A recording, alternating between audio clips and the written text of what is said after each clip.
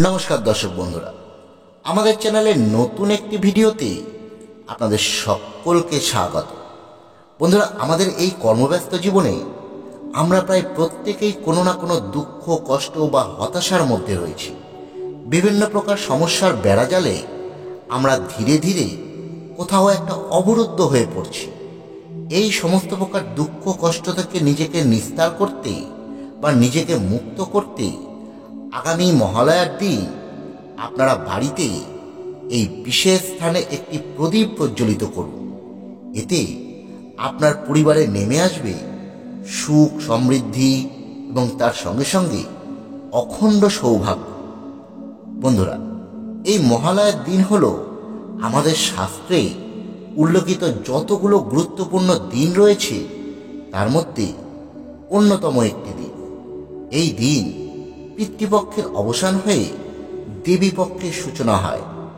মা দুর্গার এই দিনেই চক্ষুদান করা হয়ে থাকে। এছাড়াও এই বছর এই দিনটি আরও বিশেষ হয়ে উঠেছে, তার কারণ এই দিনই পড়েছে বলয়গ্রাস সূর্যগ্রহণ। তাই এই দিনটি আপনারা একদমই হাতছাড়া করবেন না। তন্ত্রশাস্ত্র এবং জ্যোতিষশাস্ত্র মতে আমাদের জীবন থেকে নানা প্রকার সমস্যা সমাধানের যে দিনগুলোকে বিশেষভাবে গুরুত্ব প্রদান করা হয়েছে তার মধ্যে অন্যতম একটি দিন হলো এই মহালয়ার দিন। আপনারা এই মহালয়ার দিন সন্ধ্যাবেলা আপনার বাড়ির তুলসী তলায় একটি ঘিয়ের প্রদীপ প্রজ্বলিত করুন। বন্ধুরা, আমাদের সনাতন শাস্ত্রে অধিকাংশ বাড়িতেই তুলসী গাছ রাখার পরামর্শ প্রদান করা হয়েছে। এই গাছ কিন্তু আমাদের ধর্মের সবচেয়ে পবিত্র একটি গাছ। মা তুলসী হলে মা লক্ষ্মীর রূপ। যে বাড়িতে এই গাছ থাকে সেই বাড়িতে কোনো প্রকার নেগেটিভ শক্তি থাকে না এবং মা লক্ষ্মীর আশীর্বাদে সেই বাড়িতে কোনো প্রকার অর্থের অভাব হয় না। এই বিশেষ দিনে অর্থাৎ মহালয়ার দিন আপনারা অবশ্যই এই সন্ধেবেলা তুলসী তলায় একটি প্রদীপ প্রজ্বলিত করবেন। সঙ্গে মা তুলসীকে 3 বার প্রদক্ষিণ করবেন। যদি সম্ভব হয় শঙ্খধ্বনি করবেন। তবে এই দিন অবশ্যই ঘিয়ের প্রদীপ প্রজ্বলন করবেন। কোনোভাবেই সর্ষের তেলে প্রদীপ প্রজ্বলন করবেন না। এরপর আপনারা ওই দিন বাড়ির ঈশান কোণে অর্থাৎ উত্তর পূর্ব কোণে একটি ঘিয়ের প্রদীপ প্রজ্বলন করবেন এবং সেই প্রদীপকে 3 বার প্রদক্ষিণ করবেন এবং মনে মনে ওং কুলদেবতায় নমঃ, ওং কুলদেবতায় নমঃ, ওং কুলদেবতায় নমঃ এই মন্ত্র 3 বার উচ্চারণ করবেন। বন্ধুরা, বাস্তুশাস্ত্র অনুসারে বাড়ির ঈশান কোণ হল সবচেয়ে পবিত্র স্থান। বলা হয় এই স্থানেই সকল দেবদেবীর অবস্থান।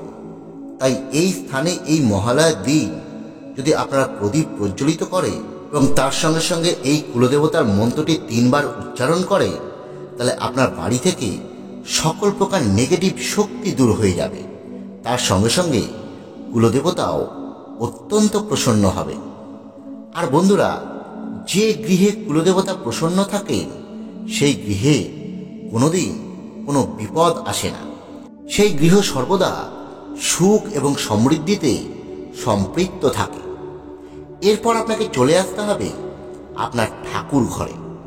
এদিন আপনার ঠাকুর ঘরে মা দুর্গার বা মা কালী অথবা দেবী শক্তির যে কোনো রূপে ছবি বা বিগ্রহের সামনে ধূপ এবং প্রদীপ প্রজ্বলিত করে ভক্তি ভরে এই মন্ত্রটি উচ্চারণ করবেন। সর্বমঙ্গল মঙ্গলে শিবে সর্বার্থ সাধিকে শরণ্যে ত্র্যম্বকে গৌরী নারায়ণী নমস্তুতে।